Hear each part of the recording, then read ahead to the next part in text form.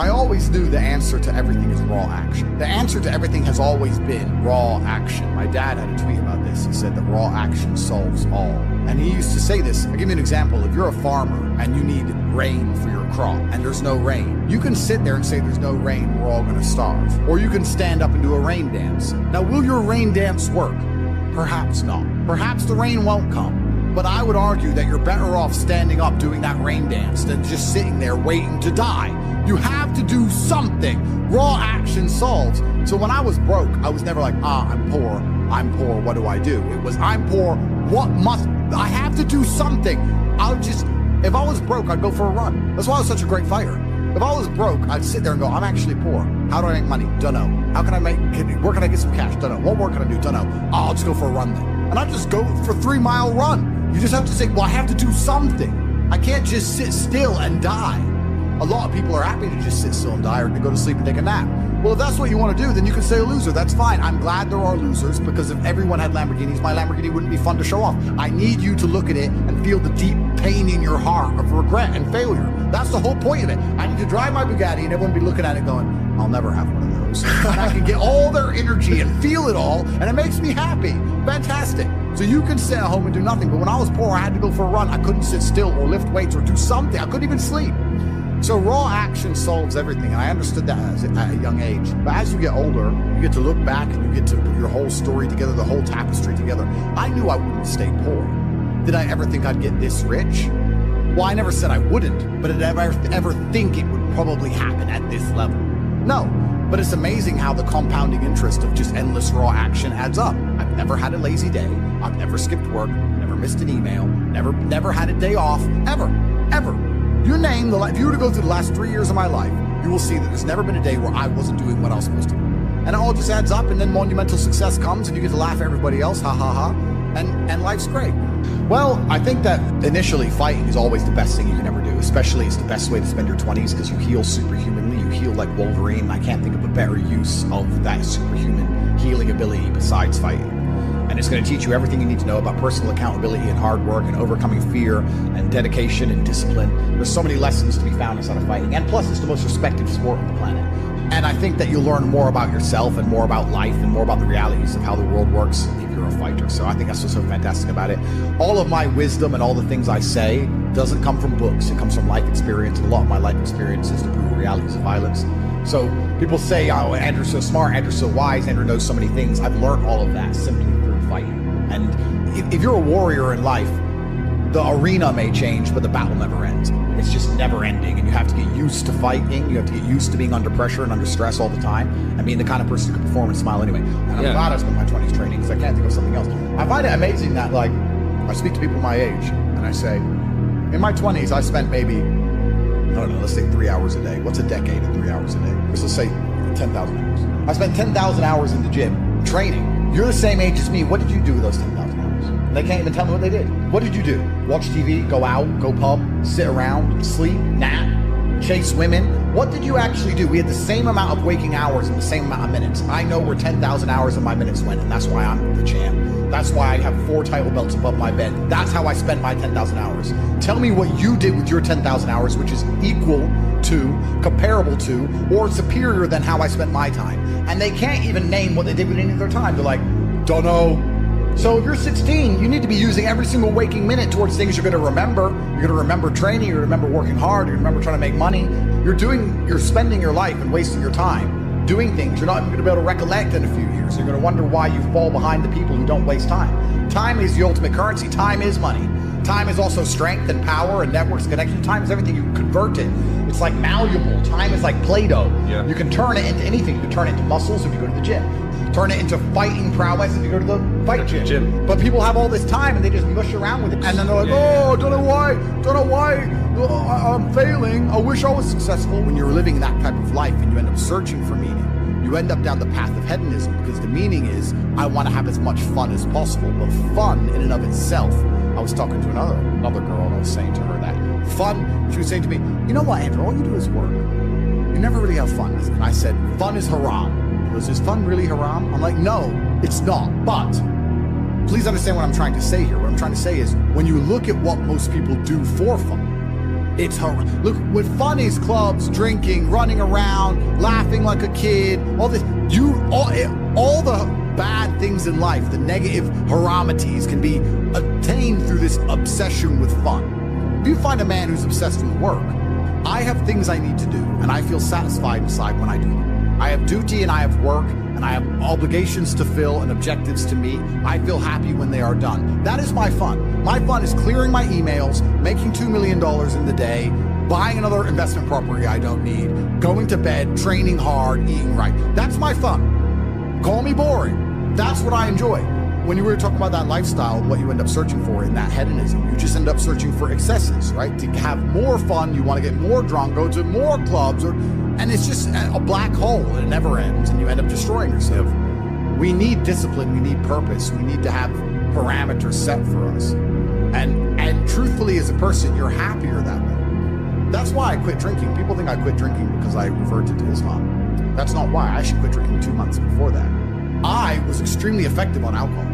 I would drink 4 or 5 times a week because I'm extremely rich and I have a very good life and I'm in my mansion and I'm drinking. And I was still world famous. I was still making millions of dollars. I was still in fantastic physical condition. All the videos you watched me from a year and a half ago, I still look like a bodybuilder. I still outperformed everybody. I didn't have a drink problem. I could easily quit. In fact, I didn't even want to drink most of the time. It's just a party going on. I was still monumentally successful on alcohol and I could continue to drink alcohol for the rest of my life. But I stopped because I thought, will I enjoy having less fun? Will it be fun to have less fun? Okay, that's all fun. But would it be fun to have less fun? And I said, maybe instead of spending all of our money doing this stuff, we should spend all of our money getting very regimented. We should have loads of members of staff, and we should be up at exactly 7:46. And we should have a coffee ready and hot at 7:47. And at 8:01, we should go into the gym, and we should finish at 8:27. And we should have all of it. We should have everything regimented. And we should produce more content than ever before, become richer than ever before. But just remove the fun and have fun in not having fun and just being monumentally competent and effective. Okay, well, I'll try.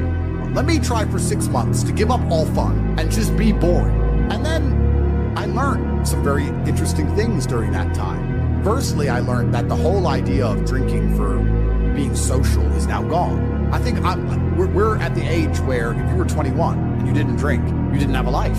There's no reason to drink for socializing because everything's online anyway. You meet everybody on apps. Nobody cares about drinking anymore. That's the first thing I learned. The second thing I learned is that being exceptionally regimented is fun. I truly enjoy it. I enjoy it just as much as I enjoyed being, because what would happen before is I'd do all my work and I'd train hard and I was always an effective person. I was still 1,000 times more effective than the average man. And then I would take 6 or 7 hours and drink and smoke and have fun and enjoy all the fruits of my labor. I became extremely rich. Why not get in a private jet and have fun? But now, instead of spending those 6 hours having fun, I spend those 6 hours continuing to work. And I enjoy it just as much. So now I'm sitting there going, well, I enjoy it just as much, and I'm not damaging my health. I enjoy it just as much, and I'm making more money. So it really, truly ruins my day when a beautiful girl's like, can I see you? It's like, oh, I've got work to do. I'm regimented. I have to sit here and type. I don't want to talk to you and have fun and party. I don't want to do any of that. I want to do emails. You don't get it. I know to you it makes no sense. But you already have all this money. Why do you want to do emails? Because that's my fun now, regiment. So I decided to dedicate 6 months to being boring. And by the end of the 6 months, I was having so much fun being boring that now I will probably never drink again. I am 0% tempted to drink ever again. I'm 0% tempted by fun, which is what you said, and I completely get it. When someone goes, we're gonna go here and it's gonna be fun, I'm like, no, you have fun, I'll do my emails, you enjoy. I don't wanna go to clubs, I don't wanna go to some party, I'm not interested in traveling, I'm not interested in seeing anything, I've seen it all anyway, I've been everywhere. Like, who cares? I'm above it all, I'm over it all. I want to run my empire, and I want to spend time with people I love, and I want to beat my brother at Uno, and that's it. I don't want to do anything. Maybe I've gotten boring. Maybe I've leaned too much into the boring character, but I truly enjoy just being boring and regimented. I like getting as much work done as possible, and that's why I'll never, ever drink again. So the whole concept of fun is alien to me. I totally get it now. When you said that, you're totally right. Fun isn't fun. And then achieving things in work is fun. The only thing I guess I can say I do for fun is driving fast cars, but then I need to make $800,000 to buy a Ferrari. So it's still work involved, there's still work involved. But I really believe God's given me one of the best lives, and I can't complain about anything bad that's happened. It's all been fantastic. I'm truly thankful for all. I think if a couple bad things happen to you, you should be intelligent enough to realize that eventually you're going to get over it and you're going to learn an important lesson. It's going to change you in the correct direction. And Allah's the best of planners, and He knows what you need to learn. I think that as humans, especially as men, we only learn the hard way anyway. There's two ways to learn a lesson, the hard way and the hardest way. There's no easy way to learn a lesson. You have to learn the hard way. So God gives us lessons via difficulty. He thinks you need to learn this about yourself or this about other people. So I'm going to give you a difficult time so you can learn your lesson. Because if I told you, if I just said, hey, Andrew, this is how the world works, you go, yeah. But when I show you, when you feel it, my fight coach used to say, you have to feel it to believe it. That's why if he was teaching low kicks, he'd kick your leg off. Because you don't believe in the power of a low kick. You don't believe a low kick can be so devastating unless you felt it. You have to feel it to believe it. So God will give you a difficult time so you learn your lessons. And the lessons are very important for you to be the person who you need to be in this life. He's the best of planners, and I'm thankful for all the lessons He's given me. He's bestowed knowledge upon me. How could I not be grateful to God for making me so intelligent and wise and the ability to look into things so deeply and come up to the right decision and basically predict the future perfectly? You have to have difficulty happening to you all the time. So when you sit and say, I want an easy life, what you're saying is you're a dummy and you want to be a dummy. You want to stay a dummy. I want an easy life, and I don't want anything bad to happen to me, because even though it'll teach me lessons, I'm too big of I can't handle the emotional pain. I can't handle the stress. I don't want to be a dummy. I want to be smart. If I want to be smart, then hurt me. I just know that I become a more formidable, more competitive version of myself after every single bad thing that's ever happened to me. It's one less thing to fear. It's one less thing to be worried about. I've done it before. Because it's also very interesting, because you talk about wisdom, you use the word wisdom, and I appreciate the compliment. I don't read books. I've never read a book because I don't have time. All of the wisdom I have, all of this knowledge I speak, all of these things I say have been learned through basically difficulty of life, through professional fighting and being poor and all bad things happening to me and struggle. All of my lessons have been bad things, bad events, bad scenarios, bad situations, pain, suffering, anger, resentment. All of these horrible emotions are how I've learned everything. So I thank God for giving them to me. And anyone who wants an easy life wants to stay a dummy. What do you learn if you just get money, you buy a crypto coin, it blows up, you get some money, you go to some restaurants? What do you learn about anything? You don't completely. And then the thing that's so interesting is that the people who are choosing the safe option is actually choosing the most risky option. So you're not taking a safe option. You're taking a coward's way out, and it leads to exactly where a coward's way should lead. Cowards in the end do not get to enjoy the shade of the olive tree, because unless you fought in the arena, unless you've been a gladiator, you never get the peace of mind and peace of heart, which is afforded from bravery. So if you choose the safe choices in life, thinking, oh, I'm going to take the safe route, you don't end up anywhere safe. The safe option doesn't work anymore. You need to take risks. You need to try and start your own business. You need to go all in on things. You need to go wild. You need to be a man who's not afraid to stand up and think, fuck it, it's all on my back and I'm going to find a way to pull this off. Because any other way, any other option in the world today only leads to a bad scenario. The safest thing you can do are the riskiest things. That's the now scenario we're in. Every single gamble I've taken, which was seen as risky, all paid off for me because I dedicated myself completely. So how do you find happiness? Happiness is in struggle. The struggle and the size of the struggle you're facing, along with how important it is and how important you feel it is deep in your heart, is directly correlated to how successful and how happy you're going to feel all of the time. Struggle is extremely important for a man, and you should be looking to inject struggle into your life permanently. We talked about this in the past emergency meeting, because if you're injecting struggle and that struggle solving those problems lead to a positive place, once you become addicted to it, you're going to become a machine of monumental achievement. There are some very simple basic things you can do: weight training, chess, having debates, trying your very best to take care of your mother, retire her, make sure that your people who you love are taken care of. You need goals and resistance and something to fight against to live well, because the distance between pain and joy is what we experience. If you only have joy all of the time and no pain, you are not going to be happy. You don't need drugs, you don't need alcohol, you don't need parties or festivals, you don't need fun. Fun is the vector from which Satan operates. Every every time you look at something which is fun, it's all just hedonistic. There's no money to be made. You don't retire your mother. You don't help the world. You don't give to charity. You don't become stronger. You don't become wiser. You don't learn anything. Next time you think of what is fun, someone goes, guys, come, it'll be fun. Sit there, go, wait. Will it? Experiences are unique. Jail was a unique experience. Bunch of fun. Unique. Life's not about fun as a man. Life is about doing the right thing because it must be done. Now, there are some things that are fun which can be earned. And there are some things which are fun that you could do which perhaps involve skill. Driving a supercar around a racetrack is fun. It involves skill. You have to be good at what you do. Cool. But a lot of this fun that is easily accessible to everyone, because not everybody can get a Ferrari on a closed racetrack. I can, you can't, because you're poor. You do not need fun until you've already reached the highest possible echelon. So this whole idea that you need fun in your life, you don't. What you need is purpose. You need discipline. You need hard work. You need things to do which are going to benefit you and others around you.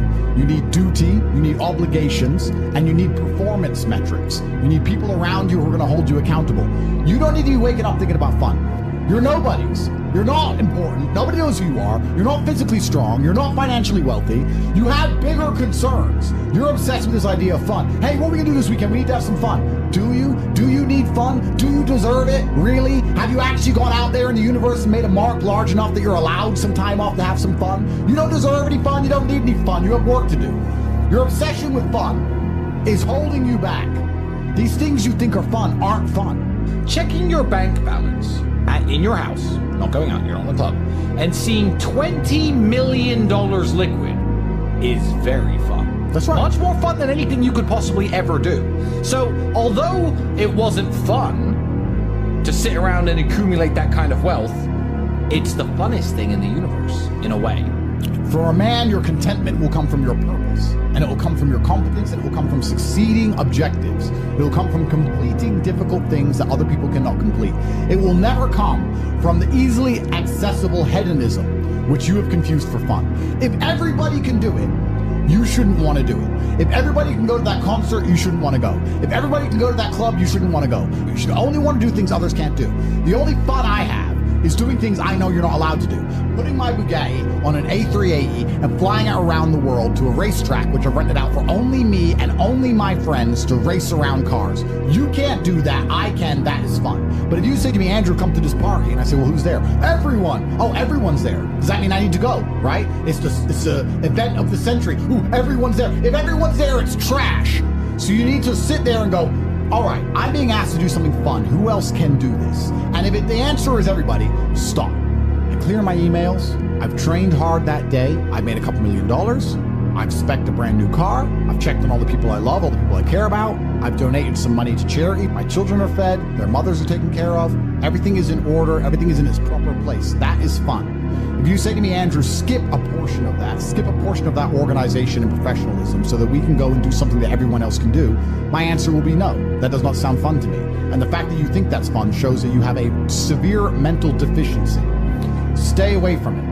You're only going to find actual fun through purpose. You're only going to find purpose through exceptionalism. So you need to become the best possible version of yourself in all realms. That's extremely important. The reason you are so unhappy is because you are trying to have fun. You're unhappy because you're trying to have fun instead of trying to become important. They are very different things, and you're never going to feel satisfied in your heart unless you become important. Please imagine. And being important is fun. Oh, it's absolutely fun. Please imagine, and I don't state this with arrogance, please imagine for a second you're the most Googled man on the planet. And you're a kickboxing world champion, and you have hundreds of millions of dollars, and you're built like a tank. Imagine how you feel when you look in the mirror. Nothing can match that, and nothing can beat that. As a man, you need to have struggle in your life. And I want you guys to actually sit and think, what struggle are you going through daily?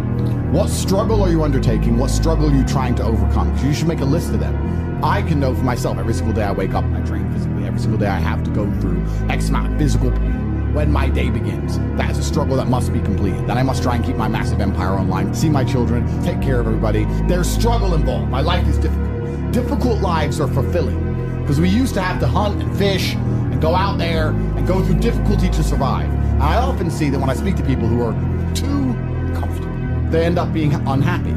Yeah. You can't entertain yourself to happiness. You must earn happiness. You must climb a mountain. You must struggle yourself to happiness. That's extremely important. There must be physical, mental, social, creative, some kind of spiritual struggle.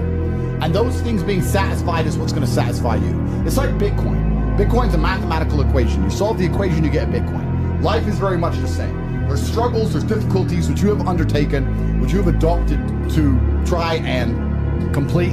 And when you finish those things, then you get satisfaction as a reward. That's the Bitcoin. The only other alternative to that to feel good is hedonism, which is drugs and alcohol. And that's not going to satisfy you for very long. It's also going to destroy your life. So it's extremely important. This is actually why people are addicted to video games. Young men are addicted to video games because it mimics virtually what they ought to be doing in the real world. Yeah. Effort in to upgrade their character, to become a better version of themselves so they can do better things than they could previously do and explore new areas of the map. The areas of the map which are Bugatti convention, flying there on a private jet to sit with billionaires. The Grand Casino Monaco is a cool area of the map that you have not unlocked yet, but it's great. Which requires you to upgrade your character as a person. You understand this in video games, and you do it in video games because it's very interesting to do. However, you don't want to do it in the real world. But in the real world, it's so much more rewarding. And I'm actually going to argue that we're living in one of the final periods where that's true. I'd say in a few generations, who you are and who your physical body is may not matter nearly as much. No, but it does matter today. A lot. Exactly. So that's why you should enjoy it while you can. Yeah. So you need to pick the low-hanging fruit first, and the starting block to all of these things is your body. I believe you lift, stretch, move, improve your body, try and train MMA, learn how to fight, get stronger, get bigger muscles. It's a fast track to self-discipline, which will carry over into all other endeavors. And I would argue that it's nearly impossible. In fact, how many people can say the gym saved their life? How many people do you know were depressed, started training, got in fantastic shape, and weren't depressed anymore? It is very easy. The low-hanging fruit is your body and upgrading your body. That is the easiest struggle, which is never going to backfire on you and never going to be a negative towards any other facet of your life. And when I look at men who are physical specimens, I think everyone naturally does this, but I'm going to openly say it. I respect them differently than I look at men who aren't. I have a different level of respect for them because they show me they have discipline, they show me they have motivation, they show me they're capable of doing difficult and hard things. Those are the kind of people I trust. They're not afraid of struggle, they're problem solvers. People who train are problem solvers, and you need to become one, and you need to become very, very adept at solving problems pretty quickly. I actually find it amazing those people out there who aren't in perfect physical condition. Guys, let me tell you all a newsflash. If you eat right and you train hard, you look good. Yeah. It's like a biological certainty. It's almost impossible to be fat and look bad if you eat right and train hard. Your body will react and give you exactly what you want, so why don't you all look like superheroes? Do you not understand how intimidating that is when they look at a group of people and they all look like superheroes and they can tell they're all disciplined, all hardworking, all dedicated, all physically strong? The struggle is what's beautiful about it. That's the most important thing. That's what you have to understand. Yeah, because no matter how rich you are, no matter how smart you are, no matter what family you're born into, you can only get into shape the same way as everybody else. So you could be Mark Zuckerberg, who's now in shape and he's a billionaire, but you can't say, oh, he bought it. He didn't buy it. He's just in great shape because he earned it like everyone else. You can be flat broke or rich as fuck. If you're in good shape, you had to earn it. It's as simple as that. So yeah, it says a lot about who you are as a person. First, you want to become as strong as physically possible. So you want to be as strong as physically possible. Next, you want to try and make as much money as possible. Not even necessarily for the money, although money is extremely important, so it allows you to take care of yourself. We've talked about this before, but there's a challenge involved, and solving that challenge is going to make you feel more satisfied as a human. Happiness comes from success, and making money is success. You should try and make people around you smile and be happy.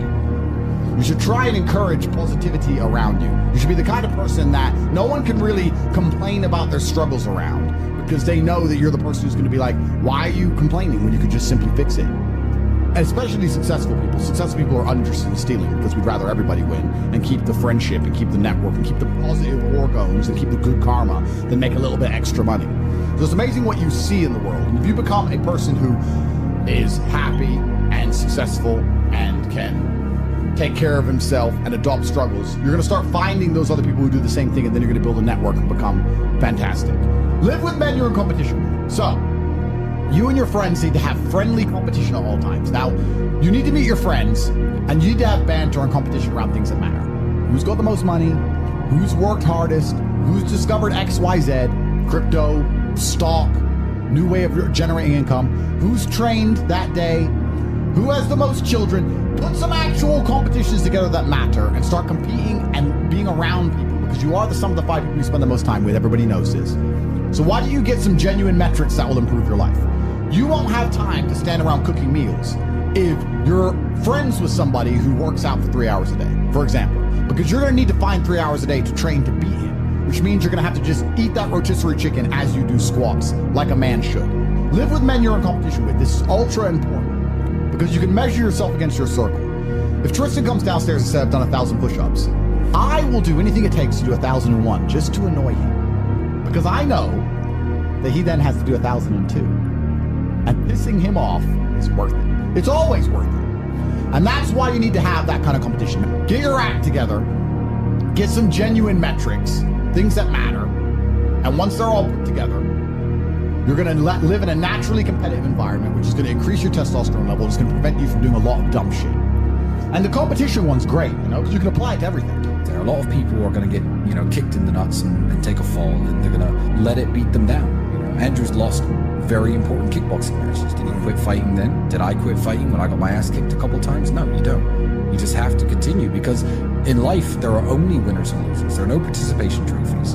There's no, stickers and everyone's invited to have a good time. Life is hard, and everyone in life is actually trying to play the same game. If you're a sportsman, there's a small pool of people who compete at kickboxing, professional soccer, and the bigger the pool is, the more difficult it is. Well, life is the only game where every single one of us 8.1 billion people is trying to play the exact same game. And the same game is, there's only so much money in the world. There's only so many resources. There's only so much happiness. I'm going to try to provide for my family as best as I can. And whether people say money's not important or is important, everyone's part of this game. So winning is very difficult.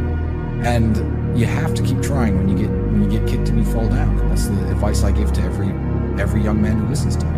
People are afraid of accepting there's a problem, because then they know they have a responsibility towards fixing it. Yeah. And they don't want to do anything, one, because they're lazy, and two, because they're afraid they might lose. So they'd rather pretend there's no problem at all. And I think I often say to people in a lot of my videos about a lot of other subjects that it's not always the winning and the losing. It's the fighting in the first place. And there's plenty of men in history you remember who ended up losing in the end. Napoleon, for example, who still fought, which is why they matter.